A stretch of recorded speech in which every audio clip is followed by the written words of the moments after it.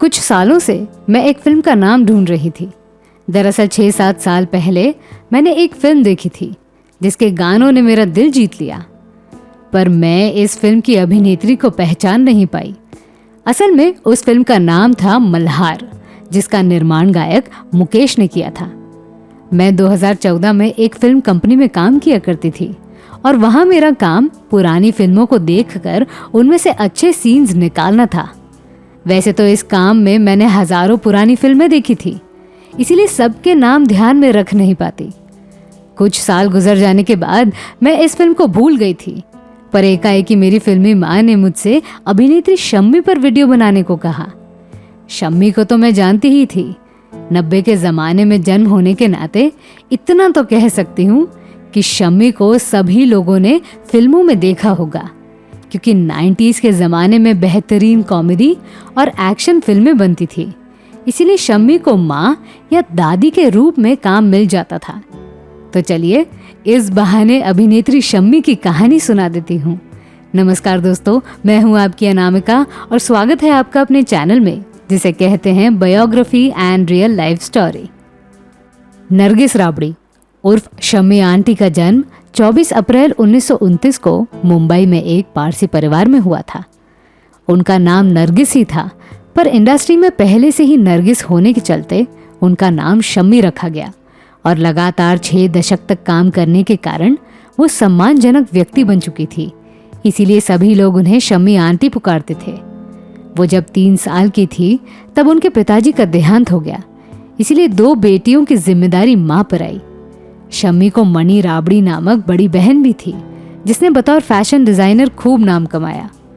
आने वाले समय में आलीशान जिंदगी जीने वाले लोगों का शुरुआती समय अक्सर तकलीफ से भरा होता है। शम्मी के साथ भी ऐसा ही था। उनके घर में कमाने वाला कोई नहीं था, इसलिए माँ त्योहार के अवसर पर खाना बनाने का काम किया करती थी, जिससे उनका घर चलता था। शम्मी की मौसी भी उनके ही घर में रहती थी, पर जैसे जैसे समय गुजरा शम्मी और उनकी बहन पढ़ने लगी। प्राथमिक शिक्षा लेने के बाद उन्हें कारखाने में काम भी मिला। 1944 के साल में शम्मी को जॉनसन एंड जॉनसन कंपनी में काम मिला, जिसमें वो डिफेक्टिव पैकेज और यूनिट से गिरे हुए टैबलेट्स जमा करने का काम किया करती थी। ये काम करते करते उन्होंने कभी सोचा भी नहीं होगा कि वो फिल्मों की अभिनेत्री बनेंगी। एक इंटरव्यू में शम्मी आंटी ने खुलासा किया कि वो ज्यादा फिल्में भी नहीं देखती थी, क्योंकि उनका पूरा फोकस काम और घर पर था। अपने दौर के जाने माने एक्टर और फिल्मकार शेख मुख्तार उत्साद पेड्रो नामक फिल्म बना रहे थे, जिसमें वो खुद हीरो थे और बेगम पारा अभिनेत्री थी। उन्हें सेकेंड लीड एक्ट्रेस की जरूरत थी, इसीलिए उन्होंने शम्मी को लेने के बारे में सोचा। पर परेशानी ये थी कि शम्मी की हिंदी कमजोर थी, इसीलिए इस फिल्म के डायरेक्टर हरीश ने उन्हें एक्टिंग और भाषा के बारे में कुछ टिप्स दिए। शम्मी भी होशियार थी, इसीलिए बड़े ही कम दिनों में वो बेहतरीन अभिनय करने लगी। इसीलिए हरीश ने उन्हें 500 रुपए मासिक वेतन पर काम पर रख लिया। शम्मी को भी पैसों की जरूरत थी, इसीलिए उन्हें 3 साल का कॉन्ट्रैक्ट भी करना पड़ा, जिसके तहत वो दूसरे फिल्मकारों के साथ काम नहीं कर सकती थी। 1949 में रिलीज हुई ये फिल्म काफी सफल हुई और शम्मी को पहचान मिलने लगी, पर उनकी अगली फिल्म मल्हार बुरी तरह से फ्लॉप हुई। वीडियो के शुरुआत में इसी फिल्म का जिक्र हो रहा था। असल में फिल्मकार हरीश को शम्मी पर पूरा विश्वास था, इसीलिए मल्हार में उन्हें बतौर हीरोइन के रूप में उतारा गया। उस वक्त उनके ऑपोजिट कोई बड़ा स्टार नहीं था। उस दौर के एक्टर अर्जुन और मोती सागर ने इस फिल्म में शम्मी का साथ दिया। फिल्म तो फ्लॉप हुई, पर गानों ने कमाल कर दिया। इसी फिल्म का गाना कहाँ हो तुम जरा आवाज दो ज्यादा प्रचलित तो नहीं, पर अगर कोई इस गाने को सुन लेगा तो भूलेगा नहीं। मल्हार को 1951 में रिलीज किया गया। फ्लॉप होने के चलते शम्मी बहुत उदास भी थी, पर उन्होंने सोचा कि अब वो हर प्रकार के किरदार निभाएंगी। एक इंटरव्यू में वो कहती हैं कि काफी लोगों ने इस फैसले पर नाराजगी दर्शाई, क्योंकि लोगों का मानना था कि वो एक उभरती हुई अभिनेत्री हैं। अगर अभी से ही कैरेक्टर रोल करने लगेंगी तो कोई भी फिल्मकार उन्हें हीरोइन के रूप में काम नहीं देगा। पर आगे शम्मी जी कहती हैं कि एक तरफ से उनका निर्णय अच्छा साबित हुआ, क्योंकि आने वाले 6 दशक तक उन्हें पैसों की दिक्कत नहीं हुई।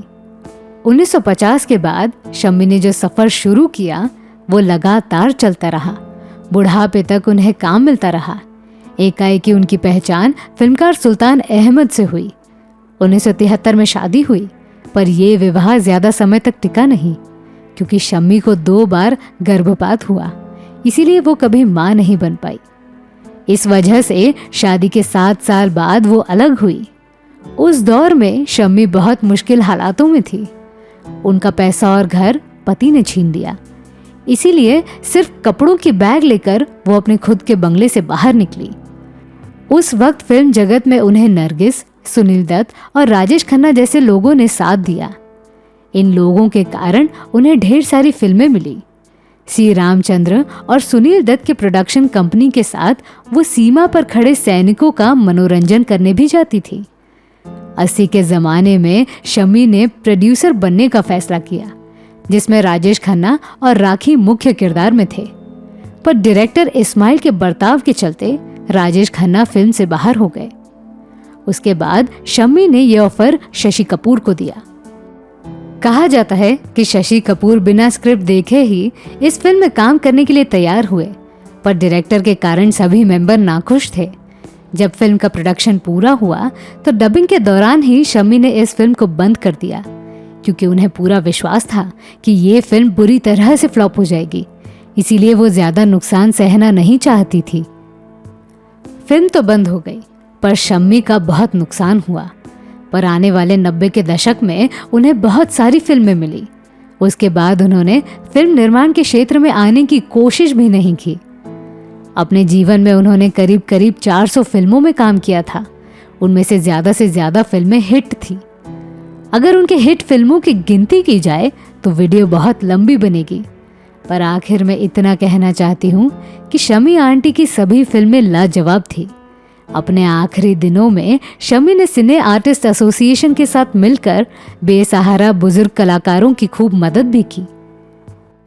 2012 में रिलीज हुई फिल्म शिरहीन फराद की तो निकल पड़ी में शम्मी आंटी ने बोमन ईरानी की दादी का किरदार निभाया, जो उनके जीवन की आखिरी फिल्म थी, और 6 मार्च 2018 को उन्होंने आखिरी सांस ली।